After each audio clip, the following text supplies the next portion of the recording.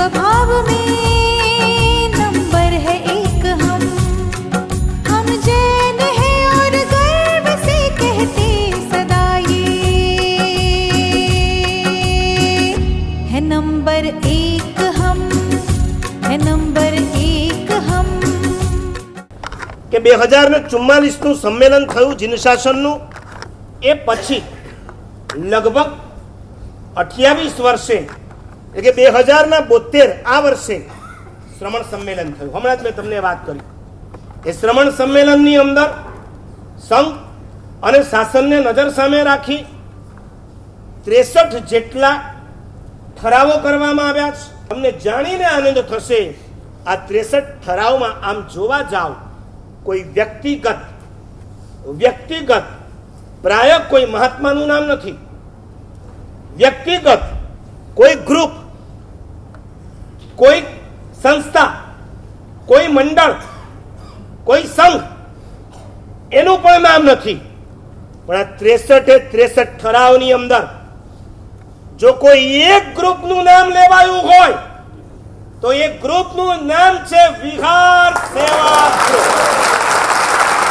શ્રમણ સમુદાયના વર્તમાન 21 ગચ્છાધિપતિમાંથી હું નથી માનતો કે એક પણ ગચ્છાધિપતિ એવા હોય કે જેમણે મુંબઈ, મહારાષ્ટ્ર કે ગુજરાતની અંદર વિચરણ કરવા દ્વારા કોઈ એકાદ બે વિહાર સેવા ગ્રુપની સેવા કે સહાય ન લીધી હોય. કદાચ છેલ્લા 6 વર્ષની અંદર શ્રમણ સંઘના કોઈ સાધુ કે સાધ્વી એવા નહીં હોય કે જેણે પોતાના 6 વર્ષની અંદર કોઈ એકાદ ગ્રુપની સેવા કે સહાય લીધી નહીં હોય. दीन भाव में नंबर है एक हम, शांति स्वभाव में नंबर है एक हम जैन हैं और गर्व से कहते सदा ये है नंबर एक हम, है नंबर एक हम।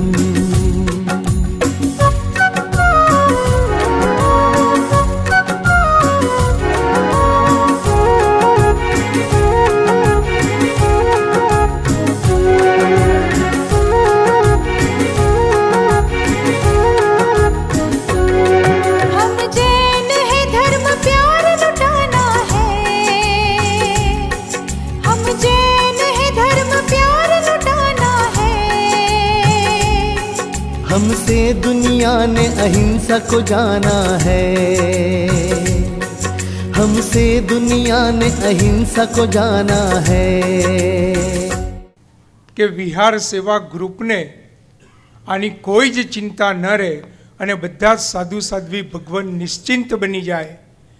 આપ બધા ભારતભરના ખૂણે ખૂણામાંથી વિહાર સેવા ગ્રુપની વિહારની ચિંતા કરવા માટે આ 5મું અધિવેશન દૂર દૂરથી ઘણી તકલીફો વેઠી અને તમે જ્યારે અહીંયા ઉપસ્થિત થયા છો,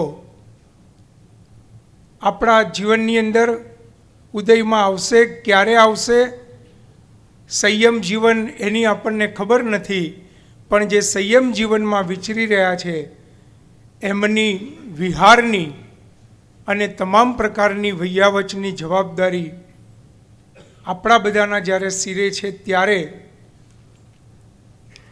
તન મન અને ધનથી આ કામની અંદર, આ ગ્રુપની અંદર તમને જે કામ કરવાની તક મળી છે, આપ બધા ખરેખર ખૂબ ધન્યવાદને પાત્ર છો.